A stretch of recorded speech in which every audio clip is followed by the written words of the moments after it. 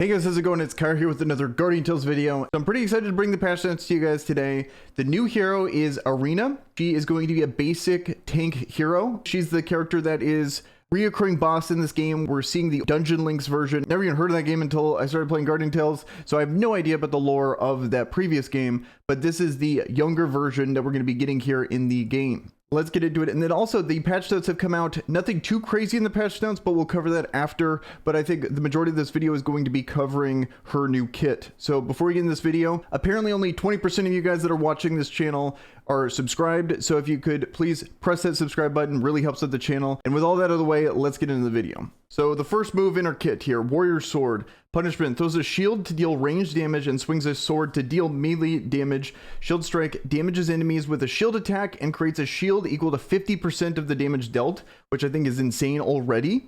Let's check out the kit here. It actually looks very good. There's a couple things we do not know first, and we don't know the base stats, don't know the party skill buff on this, and I don't know the animation for her weapon skill.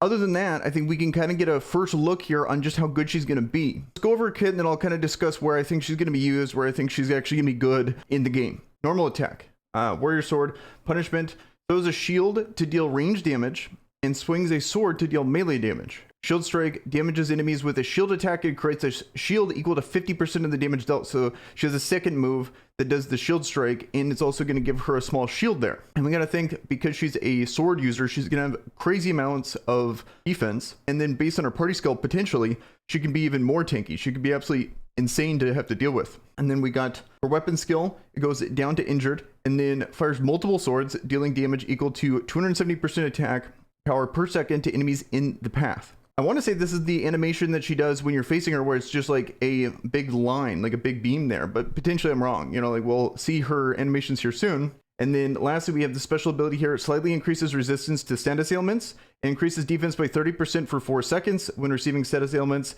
increases defense by 30% for 4 seconds on hit. It looks like she's getting defense when she gets a status ailment. It looks like she has a slight increase to resistance to status ailments. So here's the interesting thing here is I believe what that means is that the percentage when you're in an arena match or you're facing certain bosses that actually put status ailments on you, the percentage amount is going to be less. So it's going to take more abilities. So this is going to be something that's incredibly useful in arena. And then on hit, she's giving herself 30% more defense. And then when she gets stunned by a status ailment, she gets 30% defense. So essentially at almost all times, she's going to have 30% more defense unless, you know, you're taking range damage before she can actually hit you. I think that's absolutely insane for her kit here. It really fits with what she's going for.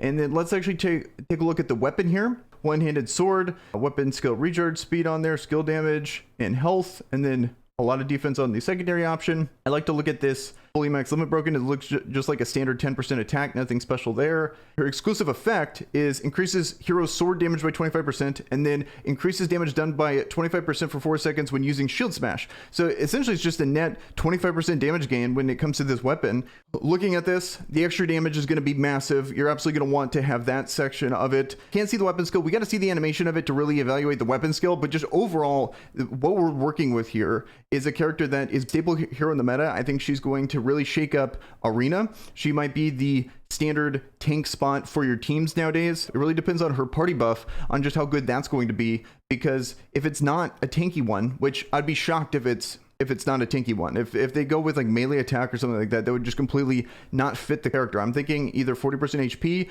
or a defensive one. Expectation for a party buff on this character. I think if you're just starting out in this game, she's probably going to be a very good choice for you to just start an account. Here's your character, go for it.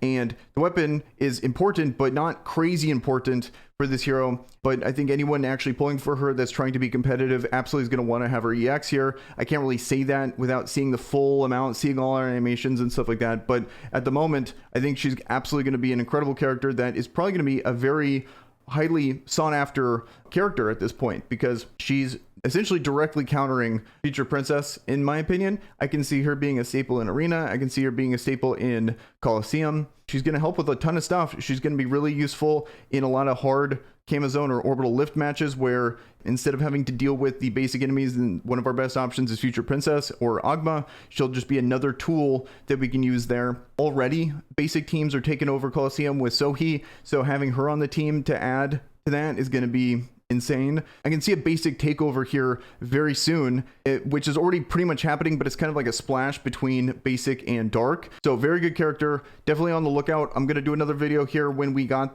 all the information on the hero and just see exactly how good she is, but this is the first look because the patch notes just dropped.